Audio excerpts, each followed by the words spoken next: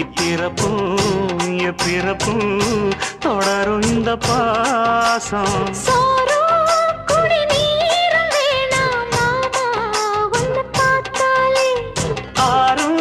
பசியாரும் தானாச மொழி கேட்டாலே ஒன்ன பிரிஞ்சிருக்க தன்னந்தனிச்சிருக்க அம்மம்மாடி அப்பப்பாடி என் மனசு ஒத்துக்காது.